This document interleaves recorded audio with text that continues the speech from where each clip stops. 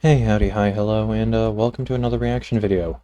This time we're going to be watching which orange soda is the definitive orange soda from Weird History Food. It showed up in my recommended and I thought it'd be interesting and do some more food stuff. I had seen another video from them, so I figured this would be interesting to watch and react to. Orange soda. It's sweet, it's carbonated, and it's a shade of nuclear orange that should have you asking yourself, should I really be drinking this? But drink it you will. So let's take a look at all your options to help you decide which is the best. The orangiest, the soda-iest, well, that's really it. So, Yeah, today we're gonna line up the world's favorite citrusy soft drinks and crown the definitive orange soda. Okay. But before we get started, be sure to subscribe to the Weird History Food channel. After that, please leave a comment and let us know what other sodas you would like to hear about. Okay, here we go. Aren't you glad you clicked on this video? Yeah, go like, subscribe, check out the original Orange creators. soda is a carbonated drink with a color and flavor inspired I love by a good that most orange beloved soda. citrus fruit, the orange. In it, you'll find carbonated water, sugar or high fructose corn syrup, various flavorings, and then maybe some sodium benzoate, brominated vegetable oil, glycerol ester of wood rosin, or even some sodium hexametaphosphate. Orange soda has its roots in orangeade, a beverage made with orange juice, lemon juice, Makes sugar, sense, and obviously. water. So it's basically a cousin of lemonade, but orangier. Homemade orangeade was popular in the 1800s, but carbonated orangeade didn't arrive at ye olde soda fountain until the late 1800s. That's when brands like Miners and Lashes started producing some of the first commercially sold orange soda fountain syrups. But those brands were nothing compared to the juggernaut that was just on the orange horizon. Which brings us to the first of the contenders for the definitive Crush. orange soda. Now, Miners and Lashes were two of the earliest known brands of soda fountain syrup, but Orange Crush was the first brand to, crush the competition. In fact, they were kind of the first brand, period. Now, there is some debate as to when exactly Orange Crush first hit the soda fountain scene, but we know the very earliest version was created by flavor inventor J.M. Thompson in the windy city of Chicago around 1906. This crush, however, Makes sense that Crush is a really few old. years later, soda pop impresario Clayton James Howell from Fort Worth, Texas, was looking for new flavors to diversify business at his Jersey Cream Company, which naturally made cream soda. When Howell tasted Thompson's formulation, he was so enamored by the awesome orange flavor that he bought the rights to it. Now, back in the day, soda syrups were frequently named after their inventors. Customers would not just order Orange Crush, they'd order Thompson's Orange Crush. So after the sale, you figure they'd be ordering Howell's Orange Crush. Just slap your name on it. That's not what happened. Why not? Because in 1911, Howell partnered up with chemist Neil C. Ward, who formulated a carbonated version of Thompson's recipe. And to give the orange flavor stability and consistency, they used orange oil crushed from the peel rather than orange juice. And so the modern version of Orange Crush burst onto the scene as Ward's Orange Crush. It was a massive hit with soda drinkers, but Orange Crush still continued to evolve over the years, eventually dropping the Wards and becoming a major heavyweight of the American soda pop pantheon. In modern times, the soda formerly known as Orange Crush now goes by Crush Orange. And there are a whole slew of other crushes, including Crush Grape, Crush Strawberry, and Crush Diet Orange. Fancy. But Crush Orange continues to be the flavor cornerstone of the brand. Orange soda lovers say that Crush is, of course, super sweet. They also say it's more aggressively orange than most other orange sodas. And that applies to both the radioactive glow of the color and the aggressively orange flavor, which connoisseurs say vibrates off the tongue, but not in a bad way, whatever that means. Fanta. Fanta is a worldwide phenomenon, with versions of its flagship orange soda sold and sipped across 6 continents. That being said, it was invented by Hitler.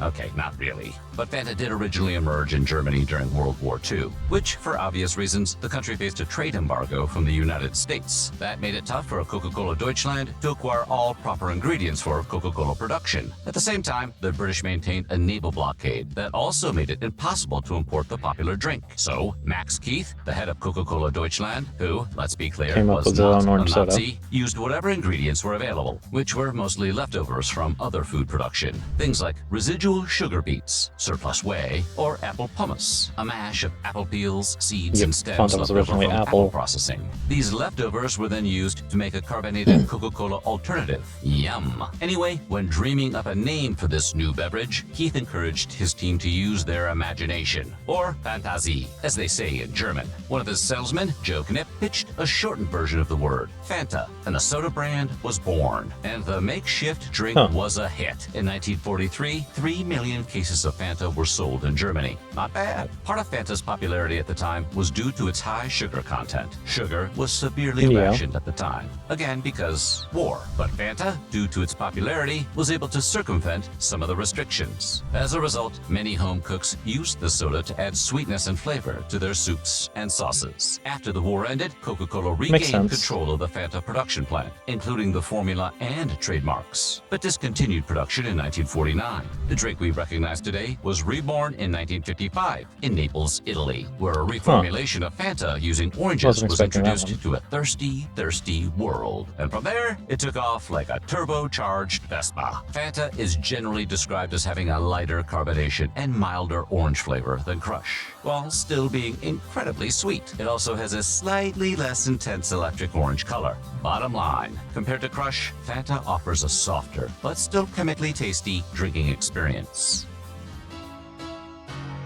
Oh, I love Doritos. You can't They're so have good. a serious list of contenders for the definitive orange soda without Doritos Mandarin. Doritos started in 1950 in Mexico City, where chemist and inventor Francisco El Guaro Hill used his dining room table as a workshop to invent cool drinks. As is often the case, the first attempt didn't go well, and the first thing Hill created was a coffee soda that was, unsurprisingly, a bust, with both soda lovers and coffee lovers. Hey, points for trying, though. Taking the note, Hill turned to fruit flavors and figured out a process to extract juice from tamarinds, a popular sweet and sour fruit that originated in Africa. He then used that extract to create the first tamarind-flavored soft drink in the world, Doritos Tamarindo. It was muy bueno, and the drink was a hit, so Hill followed it with other flavors like lemon and fruit punch. But arguably, the best flavor was, and still is, Doritos Mandarin. Bottles of Doritos were originally sold with no labels, so there was nothing but the color of the soda to indicate what flavor was inside the iconic bottles. Speaking of which, Doritos means little jugs in Spanish, referencing a Mexican tradition of storing drinks in clay pottery jugs. So when the brand eventually began to label its beverages, it used an image of 3 Doritos. Exports to the United States began in 1988, and Doritos is now sold in 45 countries and counting. It also remains a mainstay of Mexican culture, as well as a perennial presence at every barbecue in the Western Hemisphere. This contender is a little different from the others in that it focuses on a specific kind of orange to create its unique flavor, namely the mandarin. Anyhow, Doritos fans describe the drink as bright and citrusy, with a unique note of mandarin. And thanks to its high sugar content, it's also ultra sweet, pairing well with grilled, savory meals like El Pastor. And yes, it does. If you can swing it, experts recommend getting the glass bottles rather than the cans. Oh, for sure. I have a few of the glass bottles sitting here on my desk. Back over the Atlantic to France, where you'll find chateaus, good cheese, and millions of people who talk like Inspector Clouseau.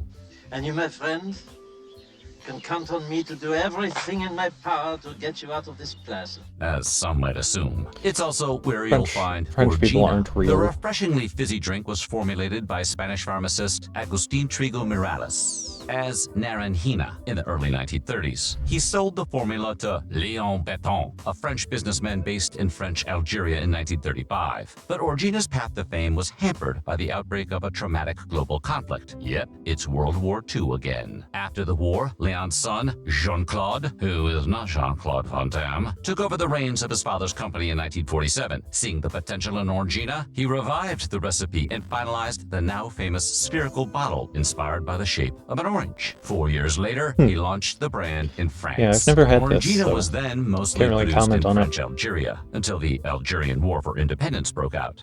This French dude just couldn't catch a break. To keep the business going, Pétain moved the operation to Marseille, France in 1962. Anyway, it turned out Marseille was in fact the place for Orangina to get its groove back. And the sparkling orange soda in the memorable glass bottle caught on with citrus soda lovers everywhere. Pétain's company became the third largest soda producer in the world, beaten only by Coke and Pepsi. It was so big, in fact, that European lawmakers nixed the sale of the company to Coca-Cola back in the 1980s, Interesting. claiming it would violate fair competition laws. Remember fair competition laws? Yeah, the 80s truly were a different time. Long story short, Orangina was so big that the rich people who owned it ultimately had to break up the company to sell it. But Orangina remains a refreshing heavyweight in the orange pop pantheon. And so here we are. Orangina is different from the competition in that it has a whopping 12% citrus juice in its recipe, 10% from oranges, and 2% from lemons, mandarins, and grapefruits. This gives Orangina a lighter, more natural taste than its competitors. What just happened. But the thing that really makes it stand out is its uniquely shaped bottle. Yes, it kind of looks like an orange, but your dentist would advise you not take a bite of it.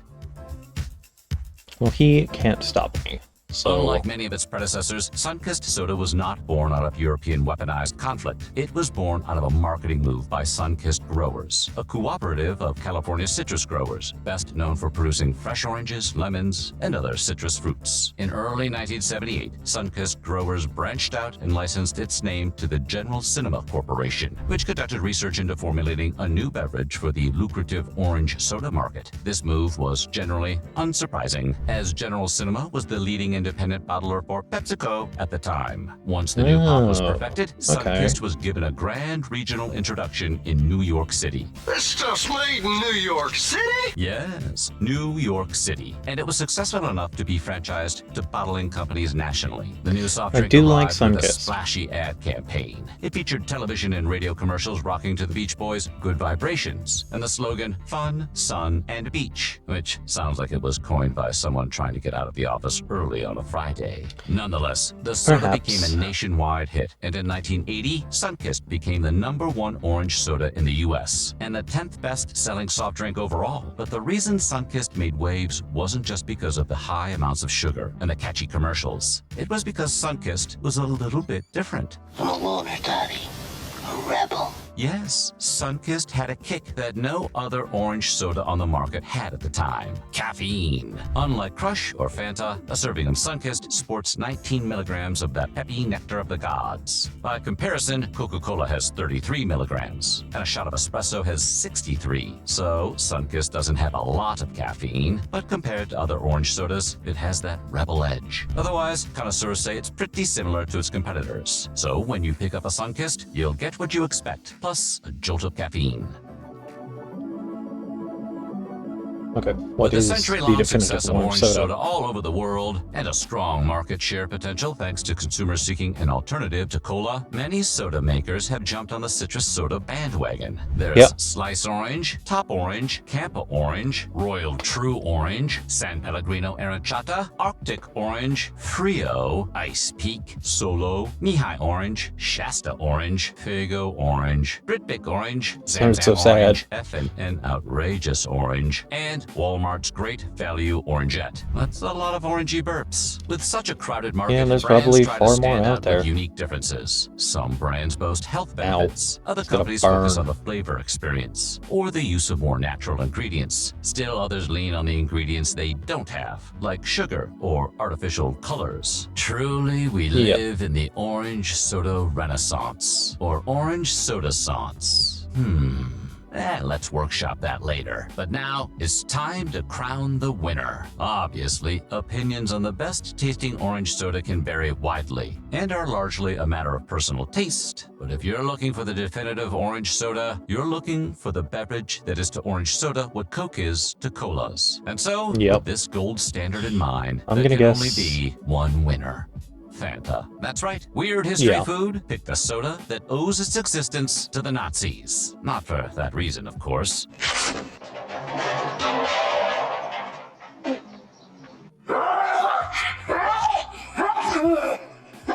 But Its origin aside, the lighter taste and lighter carbonation, along with its extreme sweetness, has consumers all over the world reaching for those bright orange bottles and cans. And it is all over the world, thanks to the widespread production and distribution provided by its parent company, Coca-Cola. Variations of Fanta are available in over 190 countries. And that's at least part of the reason it's the only orange soda in the top 10 sodas for global market share, capturing 3.5% of the world's soda market. That's $5.6 billion in sales in 2025 alone. So that's there pretty it is. impressive. Earth's definitive orange soda for the rest of time is now officially Fanta because of its taste and the fact its worldwide sales and brand recognition beat all other contenders to a pulp. So what do you think? Is Fanta truly the definitive orange soda? And if it isn't, what is? Let us know in the comments below, and while you're at it, check out some of these other videos from Weird History Food. Huh. Interesting. Well, I didn't know there was so much history behind orange soda. Weird. Although I suppose that makes sense. Well, I hope you enjoyed. Leave a like, comment, subscribe, do all of the things that you do at the end of these videos. I will hopefully see you all again very, very soon. Bye for now.